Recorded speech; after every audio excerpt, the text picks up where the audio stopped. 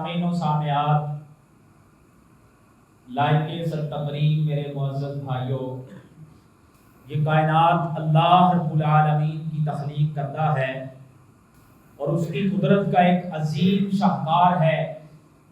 اور اس اللہ نے اس کائنات میں بے شمار مخلوقات کو پیدا کیا ہے۔ میرے اور آپ کے اوپر اللہ کا یہ فضل اور احسان ہے کہ اس اللہ نے ہمیں انسان بنایا ہے۔ انسان اللہ رب العالمین کی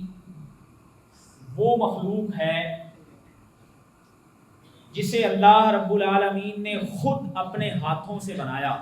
اور پھر اسے اللہ رب العالمین نے کئی مخلوقات کے اوپر فضیلت بھی عطا فرمائی۔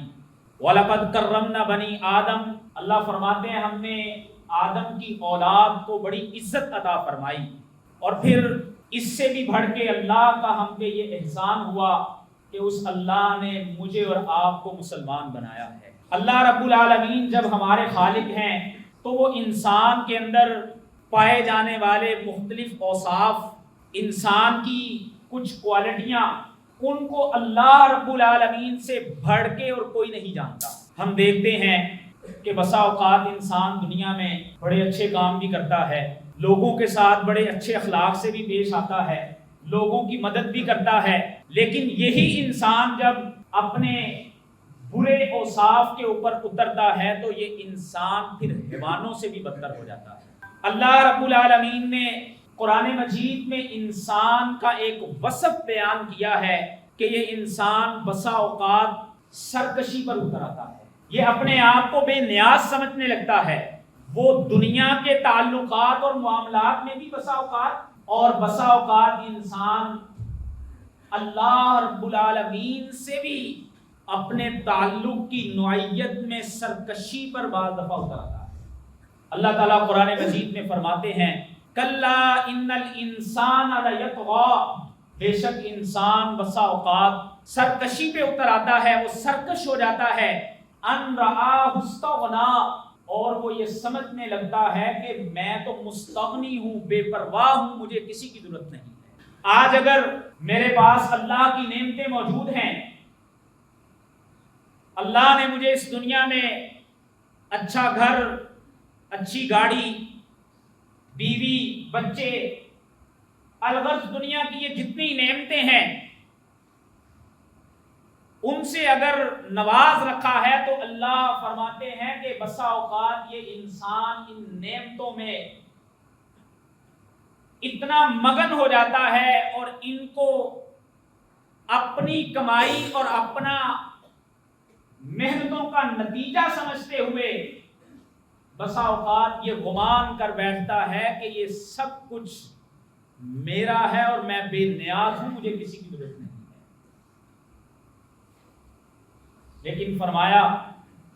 ان الی ربک الرجعی، اے حضرت انسان اس بات کو اپنے ذہن کے دریچوں میں ہر وقت رکھا کرو کہ بالآخر تمہیں لوٹ کر کے ہمارے پاس ہی آنا ہے۔ ما غرک بربک الکریم، وہ کون سی چیز ہے جس نے تمہیں دھوکے میں مبتلا کر دیا ہے؟ اپنے رب کریم کے بارے میں تم اپنے رب کریم سے کیوں دور ہوئے جاتے ہو؟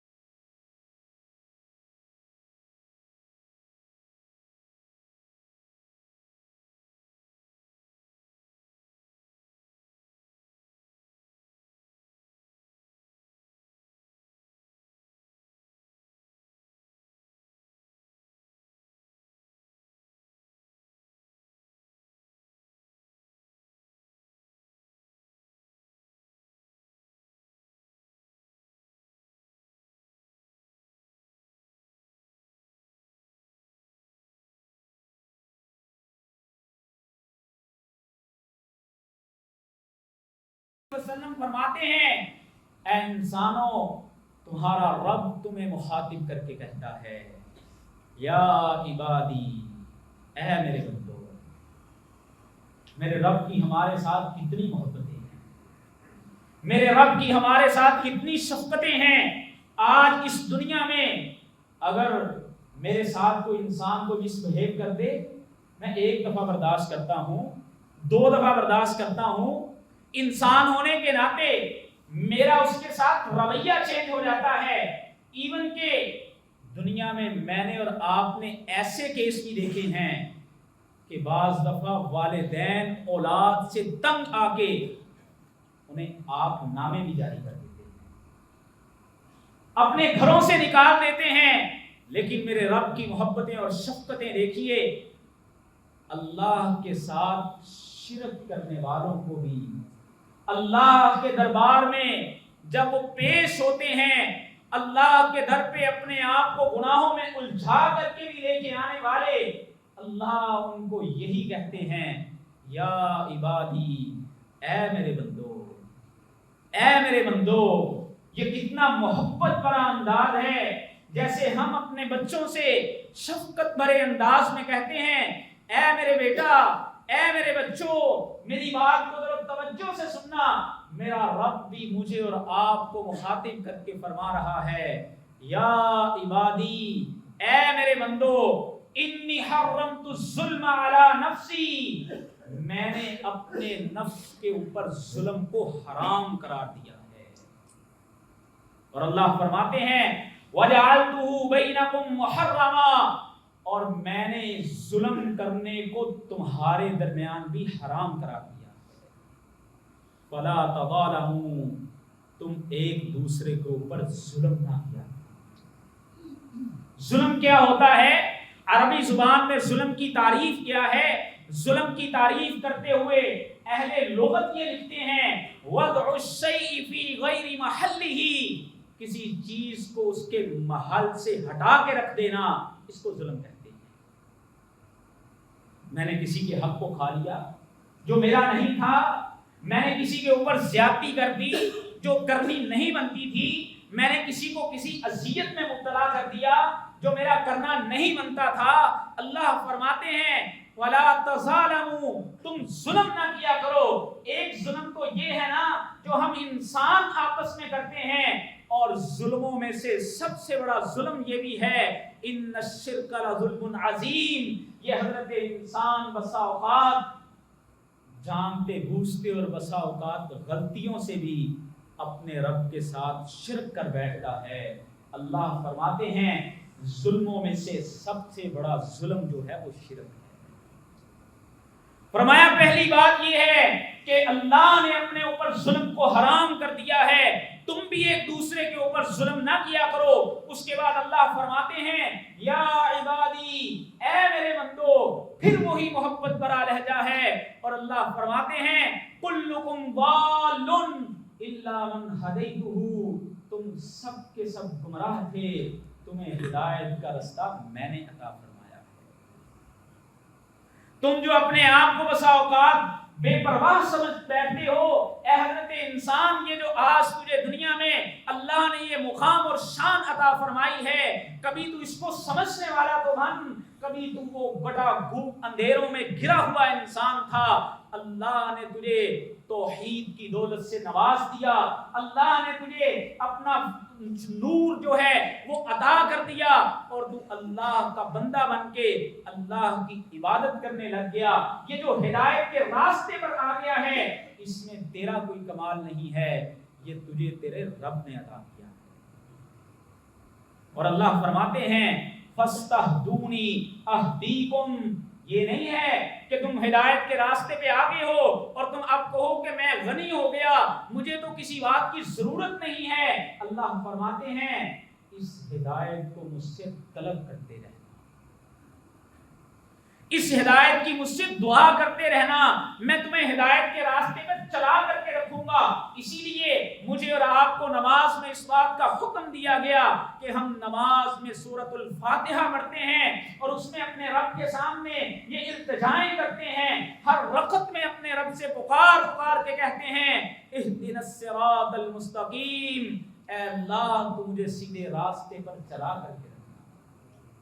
اے اللہ تو اس سیدھے راستے کی طرف میری رہنمائی کرتے رہنا، اے میرے اللہ اس میں میرا کوئی کمال نہیں ہے، اگر میں اس سیدھے راستے پر ہوں بھی تو اللہ اس کی استقامت مجھے عطا فرمانا، اس وقت تک فاعبد ربک حتی یأتیک الیقین، کہ میں اس دنیا سے جا رہا ہوں اور میری زبان پہ لا الہ الا اللہ کے الفاظ ہو رہے ہیں۔ آج میں اور آپ دیکھ رہے ہیں دنیا میں کہ کتنے ہی لوگ ہیں جو سیدھے راستوں پر نہیں ہیں، جو اللہ کے ہدایت والے راستے کو چھوڑ کر کے بغاوت کے راستے کے اوپر ہیں، شاید وہ مجھ سے اور آپ سے زیادہ حسین بھی ہیں، مال و دولت میں بھی ہم سے بڑھ کر کے ہیں، لیکن میرے بھائیوں یہ اللہ کی عنایت ہوتی ہے، اللہ جس کو اس ہدایت سے نوازتے ہیں اس میں کسی انسان کا کوئی کمال نہیں ہوتا۔ میرے اور آپ کے پیغمبر ہیں جناب محمد الرسول اللہ صلی اللہ علیہ وسلم، اپنے چچا کو 10 سال تک اللہ کے نبی سمجھاتے ہیں، لیکن جب اللہ نے مقدر میں ہدایت نہیں لکھی ہوتی، کیسے کیسے صحابہ آئے، کہیں کہیں سے سفر کر کے آئے، ابو ذر غفاری رضی اللہ تعالیٰ جیسے، سیدنا بلال جیسے، کہ جن کو رسول اللہ صلی اللہ علیہ وسلم نے توحید سمجھائی، اللہ نے ان کے نصیب میں لکھ رکھی تھی، ان کو سمجھ آ گئی، لیکن وہ چچا جو اللہ کے نبی کے ساتھ ہر وقت رہنے والا تھا، 10 سال اللہ کے نبی سمجھاتے رہے، لیکن اس دنیا سے جب جا رہا ہے تو رسول اللہ کی ملت کے اوپر نہیں جا رہا۔ اللہ کے نبی فرماتے ہیں اے میرے چچا میرے کان میں ہی کلمہ پڑھ دیجئے، میں اپنے اللہ سے آپ کے معاملات کو طے کر لوں گا، لیکن چچا اس وقت بھی کلمہ نہیں پڑھتا۔ اللہ رب العالمین اپنے نبی کی کیفیت دیکھتے ہیں کہ میرے نبی بڑے پریشان ہیں، فرمایا انک لا تہدی من احببت، اے نبی محمد صلی اللہ علیہ وسلم یہ ہدایت دینا آپ کے اختیار میں نہیں ہے، یہ میرے رب کا اختیار ہے، اللہ جسے چاہتے ہیں عطا فرماتے ہیں۔ فرمایا یا عبادی، اے میرے بندو تم گمراہ تھے، تمہیں میں نے ہدایت عطا فرمائی۔ اس کے بعد اللہ فرماتے ہیں یا عبادی کلکم جائع الا من اطعمتہ، تم سب کے سب اے میرے بندو بھوکے تھے، تمہیں کھانے کے لیے میں ہی عطا فرماتا ہوں۔ تم کیوں اپنے آپ کو مستغنی سمجھ بیٹھتے ہو، اپنے آپ کو بے پرواہ سمجھ بیٹھتے ہو کہ مجھے تو کسی کی ضرورت نہیں ہے؟ میرا رب فرماتا ہے یا عبادی، اے میرے بندے اس بات کو اپنے اندر کبھی بھی نہ آنے دینا، بلکہ اللہ فرماتے ہیں فاستطعمونی اطعمکم، تم میرے در پہ آ کر کے مجھ سے کھانے کے لیے مانگا کرو، میں تمہیں کھانے کے لیے عطا فرماؤں گا۔ اور اللہ رب العالمین کو یہ بات بڑی پسند آتی ہے کہ جب بندہ اللہ کے در پہ آ کے اللہ کے سامنے اپنے ہاتھوں کو پھیلاتا ہے، اللہ کو یہ بندہ بڑا محبوب لگتا ہے۔ رسول اللہ صلی اللہ علیہ وسلم فرماتے ہیں کہ جب انسان اللہ کے در پہ آتا ہے، طبرانی کی حدیث ہے، اور وہ اپنے ہاتھوں کو پھیلا کر کے یا ربی یا ربی یا ربی کی صدائیں لگاتا ہے، ایسا بندہ اللہ کو بڑا ہی محبوب جیسے اللہ اپنے بندوں کو محبت بھرے انداز میں مخاطب کر کے بار بار یہ کہہ رہے ہیں یا عبادی، اے میرے بندو۔ آج میرے بھائیوں ہمیں بھی آج کل کی راتیں تو وہ ہیں جن میں اپنے رب کے سامنے بندہ آسانی سے کھڑا ہو سکتا ہے، ہمیں ان راتوں میں کھڑا ہو کے اس وقت جب اللہ آسمان دنیا پہ آ کے خود کہہ رہے ہوتے ہیں ہے کوئی جو رزق مانگنے والا ہو مجھ سے رزق مانگے، میں اس کو رزق عطا کرتا ہوں۔ ہمیں بھی اسی محبت بھرے انداز میں یا ربی کہہ کے اپنی محتاجیوں کو ظاہر کر کے، اپنے فقیر پن کو ظاہر کر کے اللہ کے سامنے گڑگڑانا چاہیے۔ رسول اللہ صلی اللہ علیہ وسلم فرماتے ہیں جب انسان اس فقیری والے انداز میں اپنے رب کے سامنے ہاتھوں کو پھیلائے ہوتا ہے تو وہ رب اتنی غیرت والا ہے تو رب کہتا ہے کہ مجھے اپنے بندے کے خالی ہاتھ لوٹاتے ہوئے حیا محسوس ہوتا ہے،